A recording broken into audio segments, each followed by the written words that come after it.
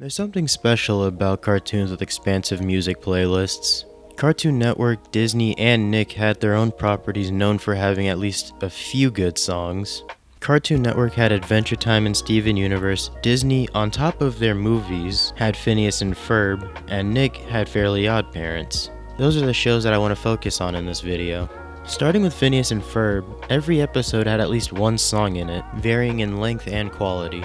Something this show did with some of its big songs is make them feel like events. And a standout example of this would be Summer Belongs to You, which also stands out as one of the best songs from the show. What makes this song special is the adventure and build-up to the ending where everybody gets to sing about it. The whole episode felt like it could have been a series finale, delivering a sense of catharsis and finality that a show's season finale or series finale should have. And this song was a cherry on top for that, feeling like the show would be fine if it ended here. There were also songs like Busted and Gitcha Gitcha Goo, two songs that have no right being as catchy as they are. Busted for me set the standard for a good cartoon song. It had flair and skill behind it, not just a bunch of random noises. Then you have a song like Gitcha Gitcha Goo, a song that, on top of being fun, also plays into the plot of the episode. It's a catchy song for an episode where the titular characters wanted to be music stars for a little bit. I think things like that are why the music in this show worked so well.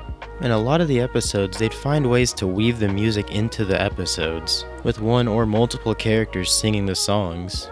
Some songs take place in their own space like Busted, but then you'd also have the ones that happen in-world, like Backyard Beach, or ones where music is the driving force throughout the episode like the boys getting Love Handle back together. The songs would actually be happening and people would be interacting while the music is happening, which added to the spectacle to make it feel like a live event.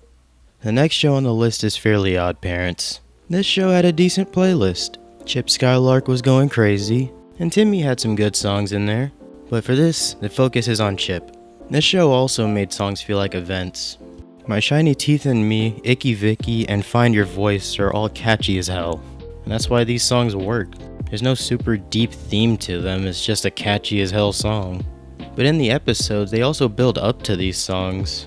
In the case of Icky Vicky, Chip gets to perform a diss track on Vicky, and it would have been one thing if it didn't just sound like bullshit, but it actually sounds good. Something a lot of shows back then couldn't say. It would usually be a bunch of bullshit. Like I said, these songs aren't really that deep, they're just fun to listen to sometimes. The next shows, however, do have some pretty damn deep songs. But I'm not doing message analysis today, we do that later.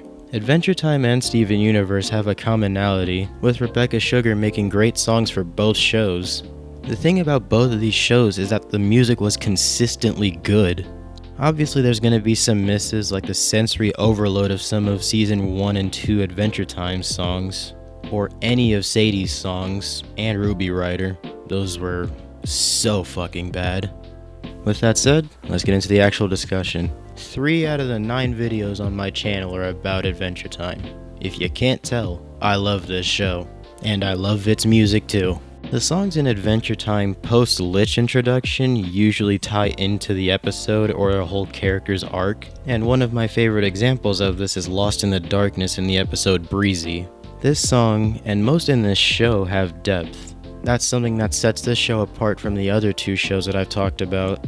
Lost in the Darkness is about Finn navigating this void of emotions he's had since he lost his arm, or at least since Baby stopped building a tower into space. On top of the many ways you can break this song down, it also just has the audacity to sound so damn good.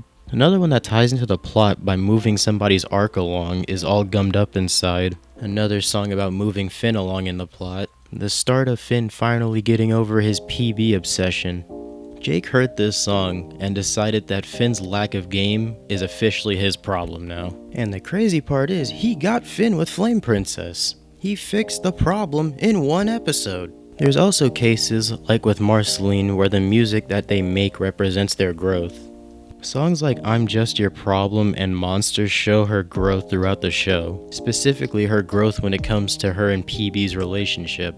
Or Everything Stays, which shows Marcy's growth over the course of Stakes, but also her understanding of how things are over her 1,000 years of living. When songs show or represent a character's arc, like with Everything Stays, they hold more weight, which is something this show understands and makes full use of. And if I need to tell you that Marceling's songs sound good, you haven't watched this show, and I'm gonna need you to fix that. My favorite song in Adventure Time is Everything in You, a song that represents Simon's arc over the course of Fiona and Cake, but also it represents his connection to Betty. And it does so in a similar vein that Monster represents Marcy and Bonnie's relationship, with both using the songs in the episode to set a mood or cap off a moment to get you emotionally invested in what's going on. What makes this show's music different from Phineas and Ferb or Fairly Odd Parents is that the music was used for the characters' arcs. Something you can't do when a show is episodic like those other two. Adventure Time used the music to show off the characters' arcs and development, something less gimmicky and more built into the show. The music in the show is also just taken more seriously, with people like Rebecca Sugar, Half Shy, and people who can actually sing, pushing the show even further in the music department. The music was used like a tool in the hands of an expert. And I'd say that's even more true for what is, in a lot of ways, its sister series, Steven Universe.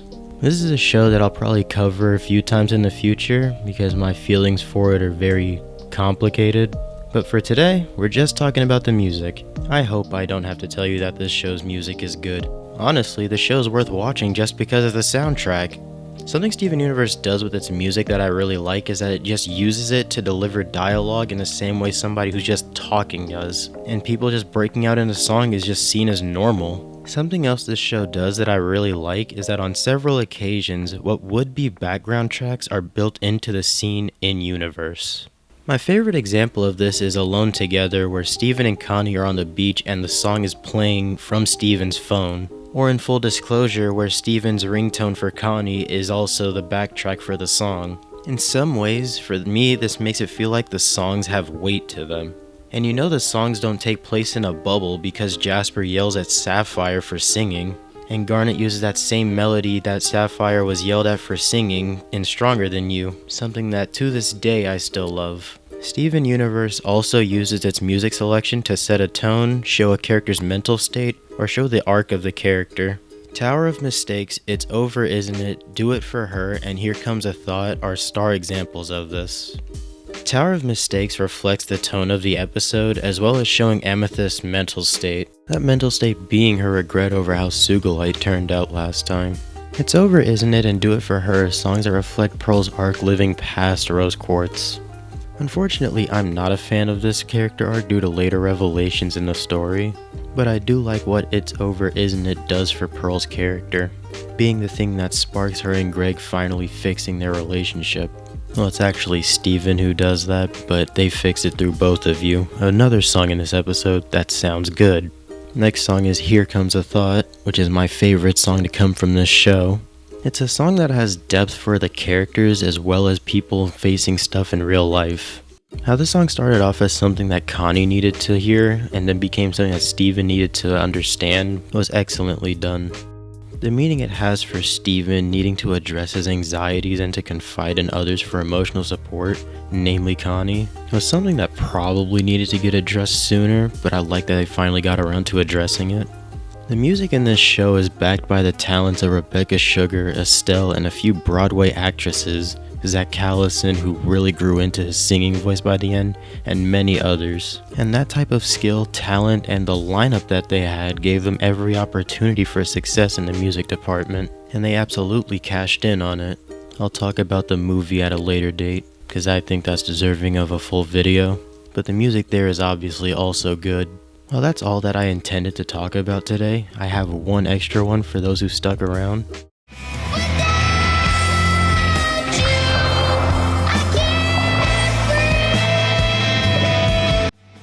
Darwin's Without You has no right being as good as it is. Real skill went into that performance given for this song.